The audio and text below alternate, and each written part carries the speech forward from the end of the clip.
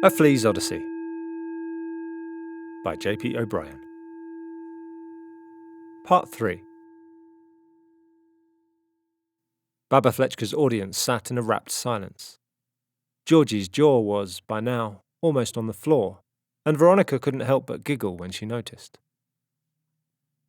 Fyodor thought his insides were spinning in circles, the children's grandmother exclaimed, waving an arm in the air. Whether it was from the returning gravity or the feeling that everything was about to change, he couldn't exactly be sure. But it seemed the universe, after all this time, was finally ready to bring our hero home. He was excited, of course, but terribly frightened all the same. And the bigger the earth got in the window, the stronger Fyodor's fears grew. He was not a young flea any more, my dumplings. He was old. He was tired. He had known little else but this small box for almost his entire life, and he wasn't sure he had the strength to overcome any more hardships. But there was someone else he had to consider. Laika. He looked down at her from his perch beside the window. It was a view he had grown intimately familiar with. This was his meaning, he realized. He had promised himself he would never give up on her, and if he did, then everything they had been through would have been for nothing. Besides, he couldn't stop now. The finish line was just up ahead.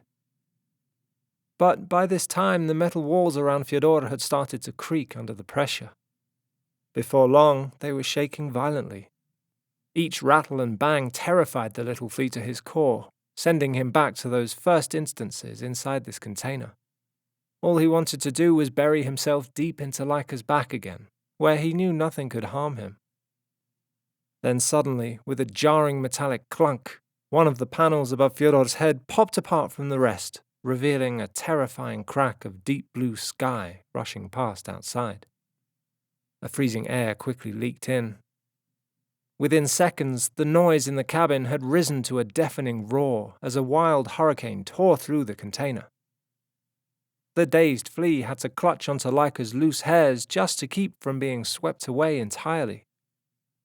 To his horror, Fyodor then saw another loose panel bend and flap like paper in the speeding wind, only to be ripped off and catapulted away in seconds, just like the first. He peered up through the hole and then quickly back down to Laika. Her body was still being held in place by the leather straps and cushions, but the rushing air caused her ears and loose hairs to flap wildly. Fyodor's heart sank as he realized the decision he had to make. For the last time, he pulled his body close to the peaceful dogs, thanked her with a kiss, then turned towards the hole and leapt through it with all his might. Sometimes, my dears, the bravest thing a flea can do is go. Baba Flechka paused to glance at her audience. Yegor's mouth was wide open in disbelief, and without his even realizing, a quiet "wow" escaped from his lips. Veronica turned around to look in her cousin's direction, not to shush him, but to nod in agreement at his wonder. "He jumped into the sky!" shouted Georgie, falling over backwards and covering his eyes with his arms. He would have never believed a flea could possibly reach such dizzying heights, and yet his grandmother was telling him just how possible it was. "In a way, yes," Baba Flechka laughed, although he was little more than a helpless speck of dust at this point. The strong forces that ripped him out of the hole were pushing and pulling him in every direction.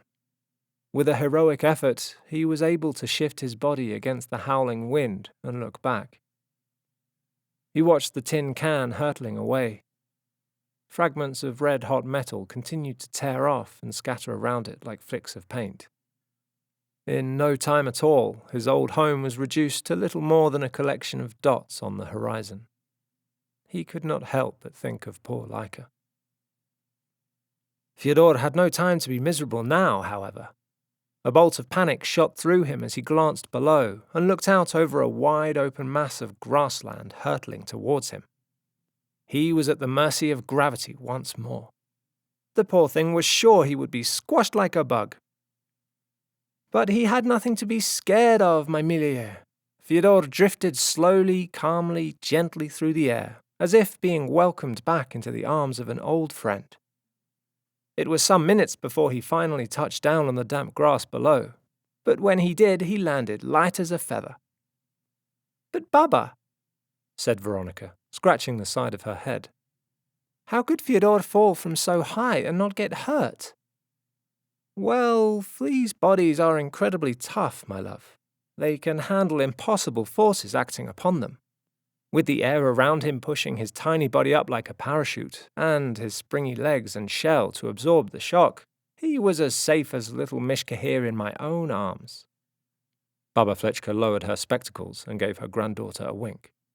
"We fleas are just built differently." "So if I fell from space too, Baba," burst out Georgie, "I would be okay?" "That's right, my little explorer. Dear Fyodor is proof of that. He made it all the way back down with not a scratch on him." Georgie sprung up and spun in a somersault above the heads of his similarly awe-struck cousins.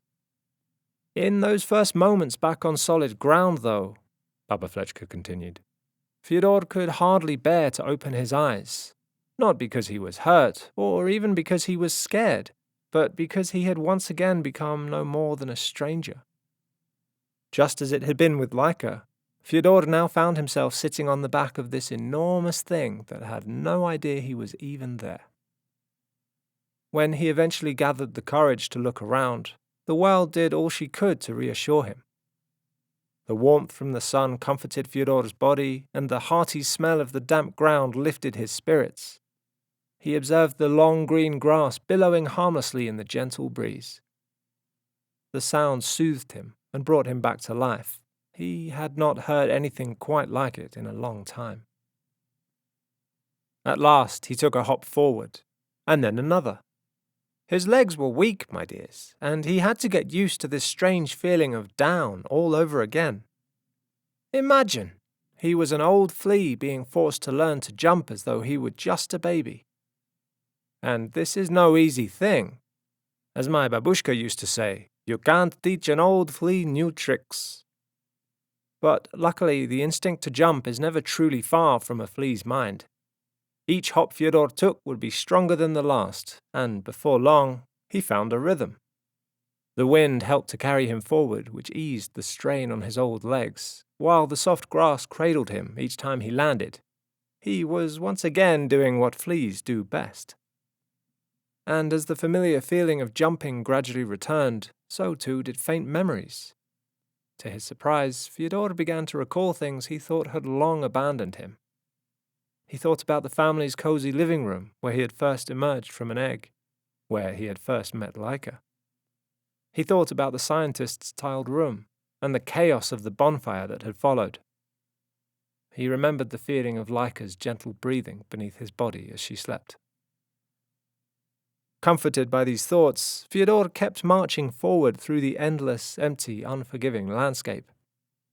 He didn't know where he was going, or even what he was hoping to find, and by now his insides were grumbling from the hunger. What he desperately needed was something to distract himself from thinking about how hungry and tired and lost he was, so he began to tell a story. He started to describe out loud every single memory he could think of, stringing them together to craft the story of his whole life. Some of the memories were hazy at first, but with a little concentration, Fyodor found he could colour in the details, as if he were flexing a muscle that he hadn't been using. If he could learn to jump again, he thought, surely he could learn to remember again. With the same determination he had found when first exploring the container, he recited this story over and over until he was sure every word was in the correct place. And when he had mastered that, he told the story backwards. He hoped that, wherever she was, Laika was listening. She was, after all, the story's most important part. But he fell silent when he caught a glimpse of something moving in the sky ahead. After so long without food, he was sure his mind was playing tricks on him. It's Laika, he thought in a daze. She must still be falling. He fought his exhaustion to look even closer, and realized that this thing, whatever it was not falling down to earth as he had thought, but gliding. It appeared to soar across the sky with ease, always in perfect control. Fyodor's heart thumped with both fear and wonder. It must have all seemed like a dream. Then, to his surprise, a second flying thing joined the first. The two of them spread their elegant wings in beautiful harmony, circling around one another as if they were dancing. Fyodor could only stare wide-eyed in amazement. He kept watching until long after they had both disappeared into the distance. "Were they birds?" asked Veronica. "Were they real?" added Yegor. "Who knows, my loves?" came their grandmother's mysterious answer. It could have been two majestic eagles who had come to remind Fyodor that he was not destined to wander alone. Or maybe his mind really was playing tricks on him. Whatever he had seen, though, in that moment, he knew he had to carry on. With weary, aching limbs, he moved in their direction, desperate to find whatever it was they were trying to show him. "He must have been so tired," said Veronica. "Oh, we can only imagine," agreed Baba Flechka. "He had travelled an unspeakable distance with no food or rest, and by now was running on little more than hope. But sometimes, my darlings, that is all it takes." Unfortunately, determined or not, it soon grew too dark and dangerous for poor Fyodor to go on. He could hardly see an inch in front of his eyes, and the pain in his belly left him unable to think. His hops had become unsteady and powerless. At last his eyes drooped closed, and he faded into his exhaustion. The next thing he knew, he could hear the soft sound of laughter. At first he believed it to be the children in their family home again. Repeating the same story all those times must have driven him crazy, he thought, and now he didn't know what was real anymore. But as he slowly opened his bleary eyes to the bright sunlight, he realized he was not imagining this sound at all. It was definitely real, and it was getting closer. While trying to ignore the pounding pain all over his body, Fyodor peeked out from between the blades of grass to see a little girl skipping in his direction, waving to some other children behind her. They were all in matching school uniforms, with leather satchels on their shoulders and muddy boots on their feet. Fyodor couldn't believe what he was seeing. Without thinking, he pushed through the grass and leapt into the path of the skipping girl just in time to land on her boot. He clung on tightly to the laces and looked around with joy at everything the darkness of the previous night had kept hidden from him. The dirt path led the way to a number of small, scattered buildings up ahead, and alongside it there were poles sticking up from the ground with wires running between them. Everywhere he looked there were people wandering to and fro, conversing and smiling with one another. After a whole lifetime of solitude, Fyodor had stumbled upon life again. The unsuspecting girl carried the starving Flea back to a modest house surrounded by a small patch of land.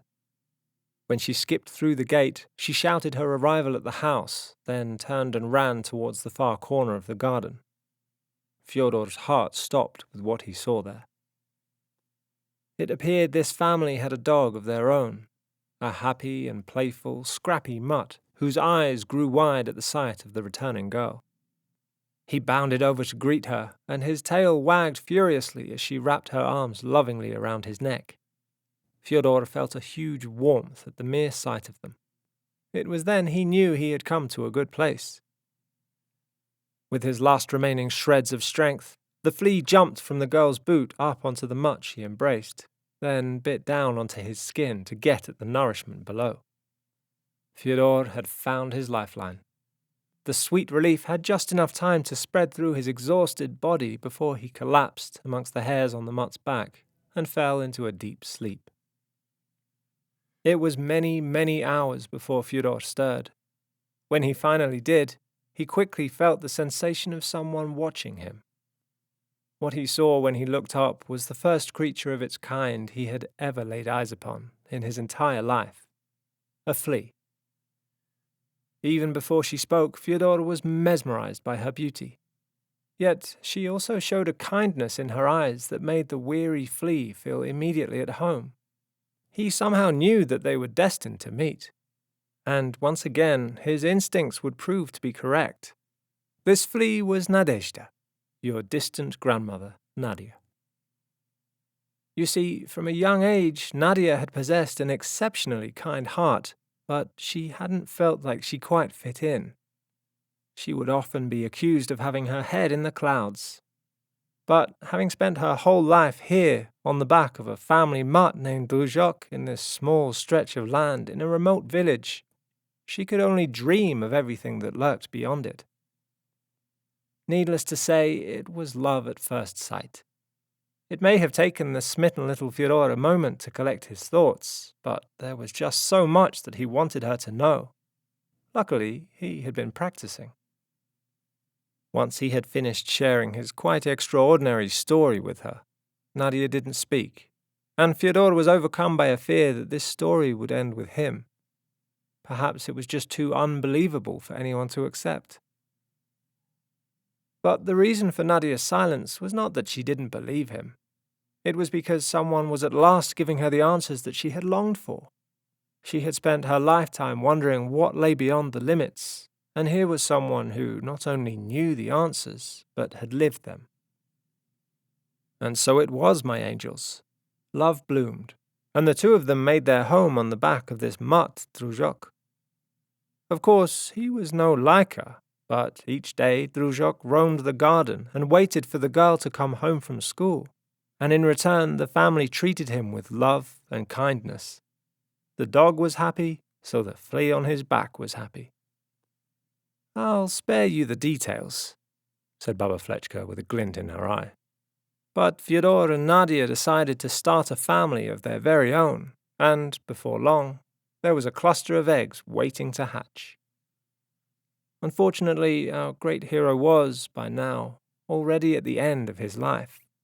He couldn't stay to watch his children grow.